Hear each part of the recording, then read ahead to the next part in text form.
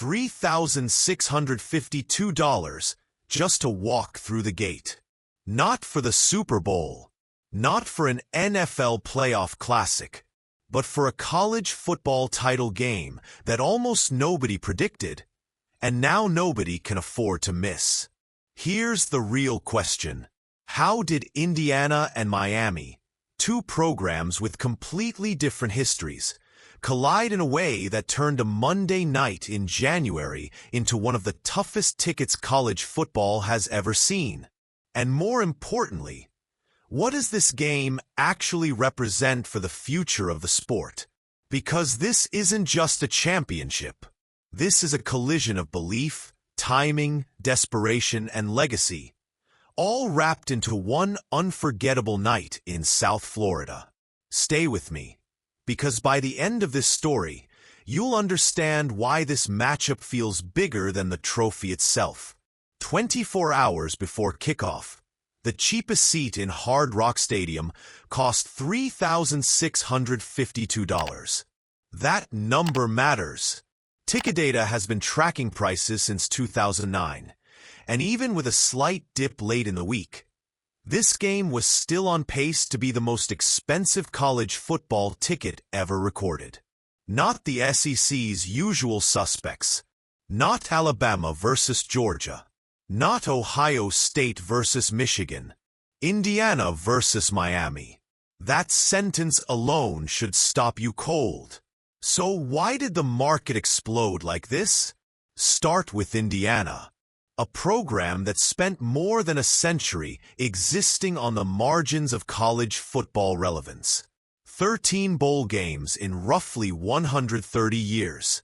Generations of fans who learned to love the Hoosiers with lowered expectations and gallows humor. Then, almost overnight, everything changed. Curt Cignetti arrived in 2024 and flipped the script so violently it still doesn't make sense on paper. Indiana didn't just get better. Indiana didn't just sneak into the playoff. Indiana went 15-0. Perfect, untouched, unshaken. A once downtrodden program, now standing one win away from immortality. This is where the alumni base comes in. Indiana doesn't just have loyal fans. It has numbers. Massive numbers. One of the largest alumni networks in the country, many of whom have waited their entire lives to see something like this. When Indiana finally became real, the demand didn't rise gradually. It detonated. Every Hoosier fan who ever joked about basketball school suddenly had a once-in-a-lifetime moment staring them in the face. And they were willing to pay anything to be there when history happened. Now layer Miami on top of that. Not just any Miami team, but a Miami team playing essentially at home. Hard Rock Stadium sits just miles from campus. This wasn't a neutral site game in theory. In practice, it felt like a coronation opportunity for a proud program trying to reclaim what it once ruled. Miami hasn't won a national title since 2001. 25 years of waiting. 25 years of hearing about the glory days. 25 years of watching other programs take the spotlight while the U searched for its identity. Under Mario Cristobal, the Hurricanes finally found traction again. 13 wins, 2 losses, 1 shot to end the drought. When you combine a starving fan base, a home field advantage, and a championship opportunity that felt overdue, you get a perfect storm. Indiana fans flying south in waves. Miami fans refusing to give up their house. The result was a ticket market that spiraled into history. But the price tag isn't what makes this game special.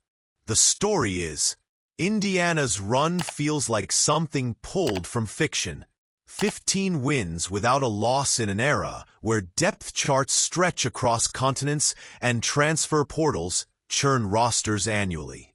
This wasn't supposed to happen. And yet, week after week, The Hoosiers kept answering every question. At the center of it all stands Fernando Mendoza, the Heisman Trophy winner, the engine, the calm, the nightmare for opposing defenses. And here's the poetic twist that elevates this matchup from great to surreal. Mendoza grew up within walking distance of Miami. This was his backyard. The stadium, the colors, the legacy. He knows it all. Now he returns not as a hometown kid chasing a dream, but as the most dangerous quarterback in college football, wearing Indiana red, standing between Miami and a long-awaited title. Look at the numbers. In 2 playoff games against Alabama and Oregon, Mendoza threw 8 touchdown passes. 8! He completed passes with surgical precision. And here's the stat that should make defensive coordinators lose sleep. In those 2 games, he had more touchdown passes than incompletions. 8 touchdowns. 5 incompletions. Combined score? 94-25. That's not just dominance. That's control. Curt Cignetti knew exactly how fragile moments like this can be. He let his players soak it in. The history, the celebration, the media circus surrounding the college football playoff final. Then he shut it down. His message was blunt. The warm fuzzies were over. Sentimentality had no place here. This wasn't a movie. This was a game against a great opponent. That mindset matters because Miami is not a feel-good story. Miami is built on edge, on pressure, on speed, on pass rushers who smell blood. Ruben Bain and Akeem Asitter have terrorized offensive lines all season. Together, they've turned third downs into panic situations and quarterbacks into sprinters. Their task Monday night is simple in theory and brutal in reality. Corral Fernando Mendoza without losing discipline. Collapse the pocket without opening escape lanes. Create chaos without giving up explosive plays. Bain made it clear he isn't listening to the noise. Not the hype. Not the draft talk. Not the expectations. Just the love from Miami. That's a dangerous mindset for an opponent, especially when paired with talent that projects to the NFL's first round. Vegas sees Indiana as an 8.5-point favorite. That number tells one story, but the number that tells the real one is 100-1. Those were the odds on both teams at different points this season. 100-1. Think about that. 2 programs written off as long shots, meeting at the finish line with everything on the line. This wasn't destiny by design. This was chaos refined into something beautiful.